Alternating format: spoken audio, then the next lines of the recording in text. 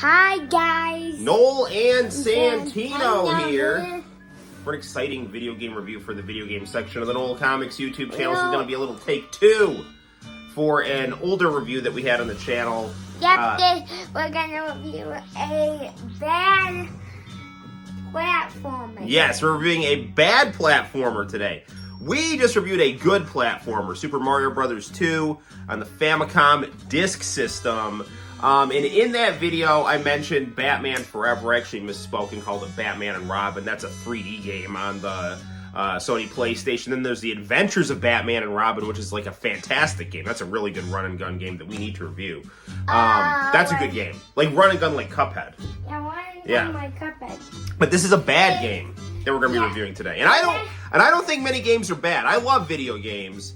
And this game does have some good things. Santino likes the music. It's got nice digitized graphics. But it's got a whole lot of problems with it. And that, my friends, is Batman Forever for the Sega Genesis. The graphics in this part kind of reminds me of the graphics in Batman Returns, which is like my favorite whole Batman. Yeah, Batman Returns for the Sega Genesis is a good game. That game gets unfairly criticized, but that is a good game. It's a pretty game. It maintains the spirit of the Tim Burton Batman movie. I'd love to get the Sega CD version, which has got these crazy, car race levels with the Batmobile. This game, was capitalizing on digitized graphics, which is great. And it was going for being a 2D beat-em-up fighting game, which is great. However, they decided to try to incorporate weird Mortal Kombat style controls that makes the gameplay of this game insanely unintuitive. And they also made this game visually way too dark. Like, you can't see things unless you have a good TV, which we do, thankfully. But in the past, I played this game on a bad TV, and look at Robin here. Robin, like, straight up looks like Eminem from the Without Me video that came out in, like, 2002. It's one of Eminem's good songs. Eminem, a bit of a clout chaser, but he's a very, very talented and a very awkward Robin, which I guess, this game predicted Eminem as Robin, because they have the Robin in this game does not look anything like Chris O'Donnell, which doesn't make a whole lot of sense to me. I mean, I get that this game is so dark visually, as you'll see, that they wanted to have Robin's colors pop, but they put Batman in dark colors, which is odd to me.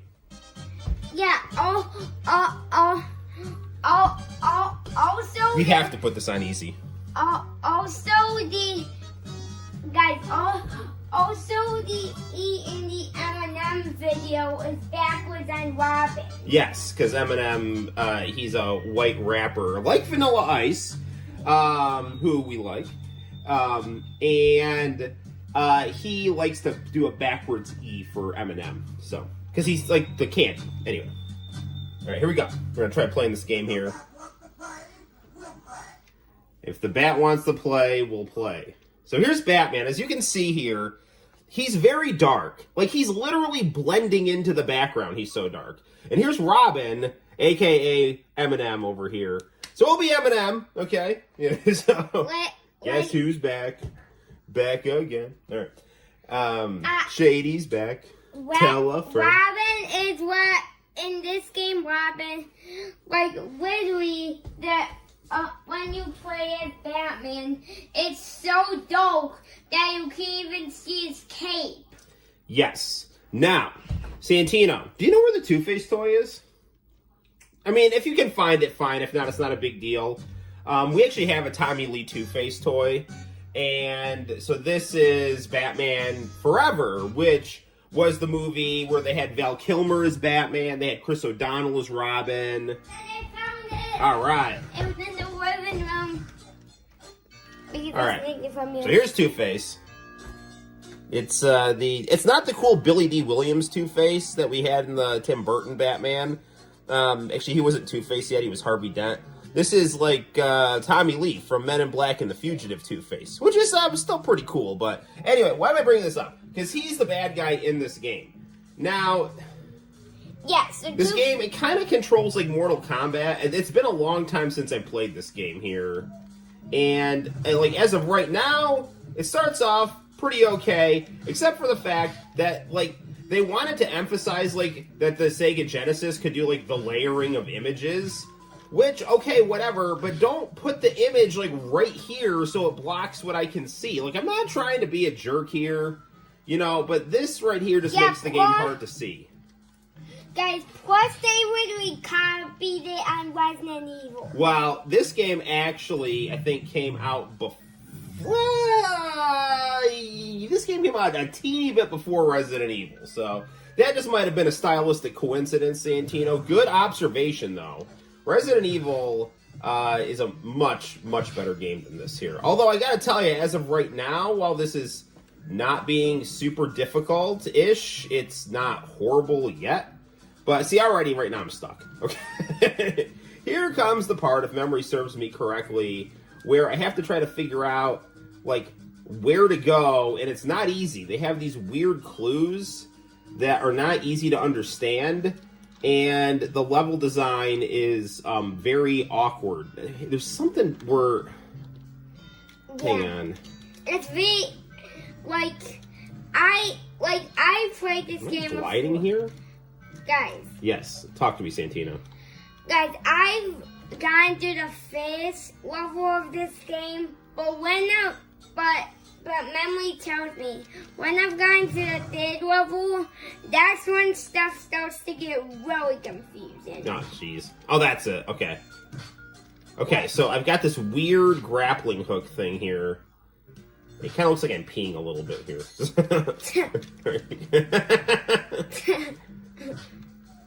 But it doesn't, like, easily grab onto things. I mean, it like, hang on, let's see if I can get this here. This is highly, it's not intuitive at all. Like, it doesn't lend itself to smooth gameplay. You're kind of, like, stuck. And herein lies the problem. This is the first level, and I'm in the second room, and I mean, maybe I'm bad at this game, okay? Can I get up there? No, come on. I mean, like... This should not be this hard to control. I'm in the second freaking room. Woo. It's... like, I've played... There we go, okay. Like, I've played this game. I've gone to the third level. I can never get through the third level. I mean, I will kind of give them credit for going for, like, the final fight, digitized graphics stuff. Like, that is really cool. But, like, when I'm getting to level 3 in this game, my memory tells me that in level 3, that's when stuff starts to get really weird. To me, like, thus far, like, the biggest problem with this game is just the really... To discover the treasures revealing their jewels, open with locks your world of tools. Okay. So, I mean, to me, the worst part about this game is the level design's bad. Yep. The fighting mechanics are not that bad. Like, if this was just, like, Final Fight with digitized graphics and a couple Mortal Kombat moves, this would be one of my favorite video games. But I don't like how... I mean, thankfully, we're M&M Robin, so that helps. We can actually see what we're doing. If we were... I'll reset this, and we'll be Batman. We'll add, like, being hard to see on top of our list of challenges here. But, like, the other thing I hate about this game is just having stuff in front of you all the time. So it just makes seeing what you're supposed to be doing not easy, in my opinion. I like the Joel Schumacher Batman movies. They're not guilty pleasures of mine. They're pleasures of mine. Now, the problem with Batman and Robin, which is, like, aesthetically one of my favorite Batman movies, and the soundtrack is phenomenal, the script to that movie just was bad. I mean, it's not... Like, Arnold as Mr. Freeze, I thought was cool. Uma Thurman as Poison Ivy, she was very attractive. I thought George Clooney looked the part as Batman. I thought Alicia Silverstone was cute as Batgirl. I think Chris O'Donnell's a great Robin. The casting of that movie was great. I liked the costumes. I didn't think there was an issue with the bat nipples. I don't know why everyone, like, oh, I can see nipples on Batman's outfit. Who freaking cares? Like, the whole point of, like, superheroes is they're supposed to be, like, cut, you know? Now, I mean, nipples on Batgirl, that may have boosted it at the box office even more. I don't know. But what I'm trying to say is, like, nothing about Batman and Robin bothered me except the script, which is, like, kind of the whole movie. Now, one second, Santino. They did a sequel script to Batman and Robin with the Scarecrow, and you can read that script. Like, there's videos about it on YouTube, and the script of that movie is, like, phenomenal. It's, like, better than, in my opinion, any of the Christian Bale Batman movies. Like, if they had made that, they totally could have kept the Tim Burton, Joel Schumacher continuity, because the script to that movie with, like, the Scarecrow, and they kind of foreshadow Nightwing and stuff, and it's got Man-Bat in it. That's a great script, and I highly recommend looking up videos about it on YouTube. It's great. Well, anyway, this game, it's kind of similar to the movie Batman and Robin, right? Like, aesthetically, it's not too shabby, except when you can't see what you're doing. Like, this right here looks nice, okay? A bad game I have that's better. Mortal Kombat style uppercut. But it's the gameplay and like the fact that the level design, I can't see what I'm doing here. Like, I shouldn't be having to figure all this stuff out. That I'm stuck so much in the first two rooms. And again, maybe I'm just bad at the game. I don't know, but it's not great. Thankfully, we've got this nice TV and playing this through the 32X, so it's like looking really good for as best it can. But guys, let me tell you something. I'm playing a bad game right now. Yeah. I'm playing a really good game right now. The only bad thing about it is that they literally had a wizard that you can play it. Like, that makes no sense. Actually, Santino, you don't want to make this game better? Here, give me those toys for just a second. If we actually had the Riddler and Two-Face look like this, and then, they would, like, try to beat you up. See how much better that, like, it makes the game much better. All right. But the only thing I don't like is that they literally made it so that you can play as Riddler, and the boss is Two-Face. Like, way better. You could have had a Two-Face as a superhero. He literally had a suit, and he literally has a suit, good graphics, cool things on the bend up side of his suit. Yes.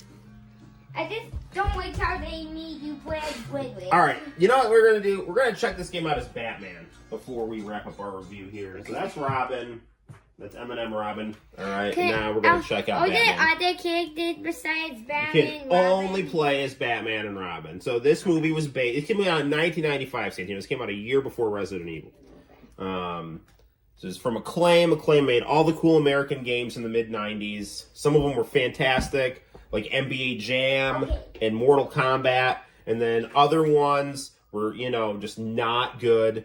And in my opinion, this is on that list. And this is a game that I want to like. I argue fervently for digitized graphics, beat-em-ups, and that the Joel Schumacher Batman movies are not really bad. They're just kind of awkward depending on your taste, okay? But this has all the ingredients of a game that I want to like. But I just find the gameplay so unintuitive and awkward, and the levels of stuff hard to see. Again, thankfully we got a nice TV here, which is helping us here. But see, look, Batman, he kind of blends in a little bit to the background, which is not a problem you want to have here. And again, if this whole game just kind of kept with this first scene here of me just, kind of beating up bad guys with Mortal Kombat style moves. Yeah, and the way I do my battering is kind of interesting. It's kind of like was that a way A? guys, hold on. Let me tell you something. I don't like something about this. There's something I don't. Guys. And wait, okay, this is one more thing, okay? This is supposed to have sound, okay? And it's so garbled. It's again, I liked the garbled sound in Street Fighter 1, where they were going, they sounded like Arnold Schwarzenegger if he was a native Japanese speaker trying to speak English. And it was good stripes, but those are good you guys are all over the world. It's kind of weird. That, like, I didn't even understand what they just said here. It was just, like, muffled grunting, you know? So, I don't know. I mean, I don't know, you know, if you like me being flustered in these game reviews, but if you want to see me flustered, this is... Also, why is Batman standing like a boxer from the 1920s? Like, he looks like the Notre Dame logo, you know? He's like, come on, Sonny, I'll pepper your potato. Come on, come on. You know, it's like, this is, like, he's got, like, a really not good fighting stance. And Batman, I mean, I guess this was, like, the 1920s Batman, it would be kind of cool, because that was, like, normal boxing before Jack Dempsey came around and knocked everyone out who fought this way. But anyway, I digress. Let's see if I can go through the fun challenge of actually using my grappling hook on this thing here. Nope. Fell again. Santino, I'm sorry I interrupted you. I was getting kind of frustrated. You like Brandon the Frustrated Gamer. I'm getting frustrated right here. There's Mad Dan. Like Brandon the Frustrated Gamer. Yes. So pretty much in this review, it's really a frustrated game review. This is a frustrated game review, although... You know, Brandon plays kind of like the viral games that, you know, the kids like to play. This is a game that, like, I don't know if you like to play this and you actually think this game is good and you figured out the mechanics of it and you can enlighten me on it, I would love for you to comment in the comment section and tell me how this game is not as bad as I think it is. But I'll tell you what is cool. The fact that I can do this. Can go to the guys, hold on. There's something I don't like about the zombies. To discover the treasures revealing their jewels, open their locks with your world of tools. Guys, hold on. There's something I don't like about the zombies. What? The thing I don't like about the zombies is they have weird colors. Like, what the freaking heck? Why would they have weird freaking colors on the zombies? You know what's even funny, Santino? These aren't even zombies, but they look like zombies. No, Santino, you're right. They look like zombies. Yeah. They're weird mental patients, which, again, I guess they gave them those weird colors to make them stand out a little bit because they made this game way too dark. Like, you know, this was a problem with the 90s. There was too much of a reaction against the vivid, bright aesthetics of the 1980s, which was stupid because the 80s aesthetics are the greatest thing ever. But, like, there was kind of this wanting, like, muddy, minimalist, dark stuff. And that translates into a game where Batman is blending into the background here, so. I actually like how it's dark because my second favorite color is the color black. Okay. Well, you know, it's not for, so it depends on your point of view, Santino. That's a good contribution there. Yeah. Yeah, good stuff. But I just don't like the blending in. Yeah. I don't like too black. See, look, if I duck down, he's like, you know, part background here. And here, he's like, again, he's like a chameleon, you know? Guys. It's like at the zoo. Remember when we saw those animals like to like blend into their surroundings so they wouldn't get eaten? Although I guess maybe that's part of Batman's powers here to kind of blend in. So like this is like on The Simpsons when like they went to that mental hospital and when Ned Flanders went crazy and like the doctor goes to Homer's like, one of our patients is a cannibal. Try to guess which one. I think you'll be pleasantly surprised. So maybe that's why Batman is trying to like blend in so the mental patients don't eat him. Either way, I can't figure out how to get down, and this is not normal. Guys, I just don't like how the freaking mental patients have weird colors. Yeah. All right. I think we've had enough of this here, okay? Yeah, so. I just don't like how the freaking mental patients have weird colors. Yes. Well, Santino, that's an example of what is, in my opinion, a not good 2D platformer right there. Yeah. So, yeah. It's like... I'm not saying that there's not merit to it. I'm just saying that I'm not seeing the merit to it. I find this game hard to play. I find the graphics a little muddy. I like the digitized graphics.